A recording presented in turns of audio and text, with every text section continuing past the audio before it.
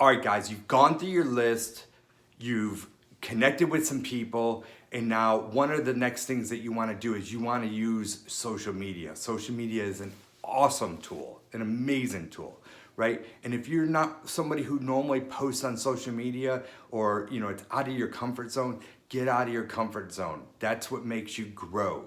That's where you start seeing leaps and bounds of growth and changes, right? But you know what? Some people say, oh, you know what? You've been successful with things on social media. It's because you have all these followers, you have all these friends, you have all this other stuff. Guess what? At one point in time, I didn't. It starts somewhere. So you have to build it. And there's ways of doing that. So we'll talk about that in a minute. But first, what I want to start off with is engage in social media.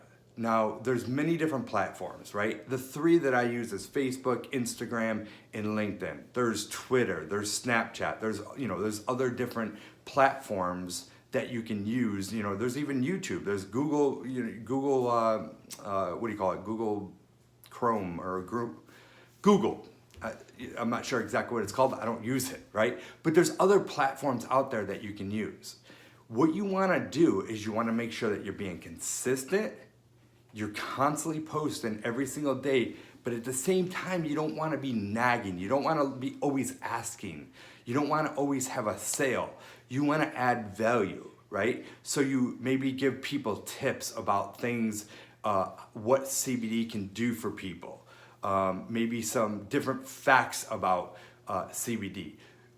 Maybe just stories, right? Storytelling, right? Tell a story about how it's helped you, or how it's helped somebody in your family, or a friend, or somebody within your team. Whatever, just tell these stories. Show any kind of documentation that you can possibly give, right? But you never want to guarantee. I want to say that too. You don't want to say, oh, this helps like cancer, for example. Maybe it helps somebody that you know with cancer, but you can't put that. This is, you have to have that disclaimer that somebody that this has helped, right? There's this testimonial.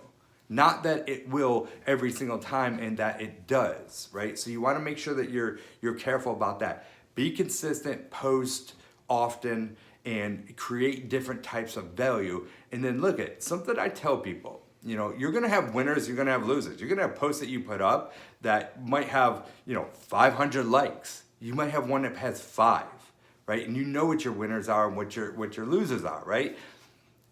What you're going to do is when you start writing out a post, you're writing out a post, whatever it says, you're trying to get some engagement, you put a picture, maybe it's a picture of yourself, picture of something that you found online, something, maybe a testimonial before and after. Like I know somebody that posted a picture of a scar within a 15-day period, right?